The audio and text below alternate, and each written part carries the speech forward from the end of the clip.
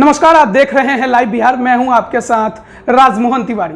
तो बिहार विधानसभा चुनाव 2020 को लेकर नामांकन का दौर अब खत्म हो चुका है और अब प्रचार का शोरगुल शुरू हो चुका है। तमाम जो बड़े राजनेता हैं वो आपको बिहार के अलग अलग क्षेत्रों में चुनावी जनसभा करते दिखाई दे रहे होंगे, जनसंपर्क करते दिखाई दे रहे होंगे। चुनावी सभाओं में इस बार चुनाव आयोग का निर्देश है कि भीड़ ना हो, लेकिन कोई ऐसी सभा नहीं है जिसमें सोशल डिस्टेंसिंग का पालन किया जा रहा हो।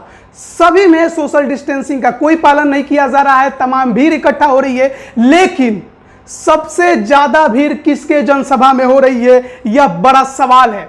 कोरोना का डर किस नेता के जनसभा में खत्म हो चुका है? जी हां, हम बात कर रहे हैं तेजस्वी यादव की, क्योंकि उनकी जनसभा में भीड़ का ऐसा हुजूम उमड़ रहा है जिसको देखकर यह कह सकते हैं कि जनता शायद इस बार तेजस्वी यादव के साथ है। तेजस्वी यादव भी लगातार अपने जनसभाओं में इतना भीड़ देख के गदगद हो रहे हैं और सीधे सीधे नीतीश कुमार पर लगातार हमलावर हैं। वादा तो करते ही जा रहे हैं 10 लाख रोजगार देने का, और इसके साथ ही जो नियोजित शिक्षक है उनको भी भरोसा दिला रहे हैं और अन्य कई वादे और योजनाओं की बात वो जनता से कर रहे हैं। यह तस्वीर है अरवल विधानसभा क्षेत्र की, जहां पर तेजस्वी यादव पहुंचे थे भाकपा माले के महानंद प्रसाद के समर्थन में जनता से वोट मांगने। और यह भीड़ का हुजूम इतना था यहां पर कि बैरिकेडिंग तोड़कर जनता तेजस्वी यादव के मंच के पास पहुंच गई। नारेबाजी का शोरगुल तो आप सुन ही रहे होंगे। और तमाम यह भीड़ केवल एक विधानसभा क्षेत्र का नहीं है, बल्कि तेजस्वी यादव के हर जनसभा में यह भीड़ उमड़ती दिखाई दे रही है।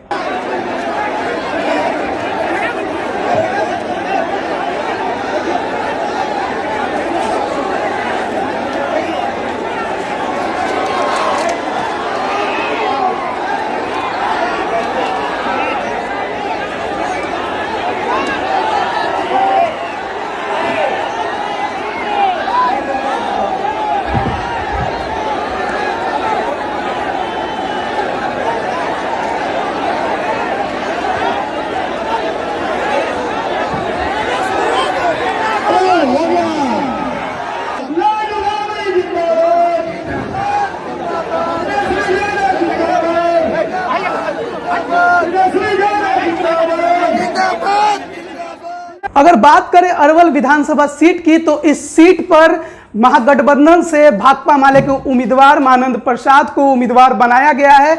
लेकिन उनके सामने कौन है? उनके सामने बीजेपी के दीपक शर्मा है।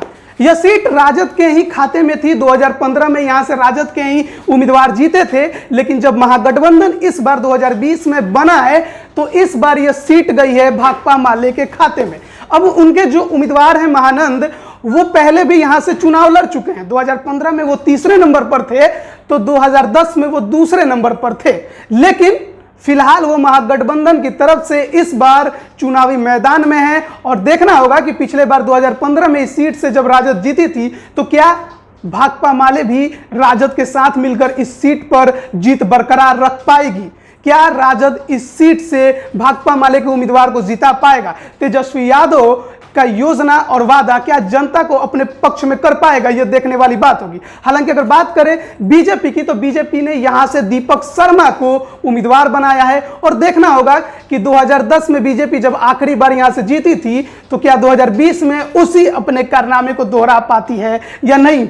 लेकिन फिलहाल यहां पर मुकाबला बीजेपी वर्सेस आरजेडी तो नहीं है, बीजेपी वर्सेस महागठबंधन के भाकपा माले है। और क्या कुछ होता है इस सीट पर, इसके बारे में जानकारी भी हम आपको देते रहेंगे। और चुनावी परिणाम तो आपको मालूम ही है कि 10 नवंबर को आने वाला है, तो इंतजार कीजिए। फिलहाल की खबर में इतना ही। खबरों में लगातार बने रहने के लिए चैनल को सब्सक्राइब करें, साथ ही बेल आइकन की घंटी जरूर दबाएं। धन्यवाद।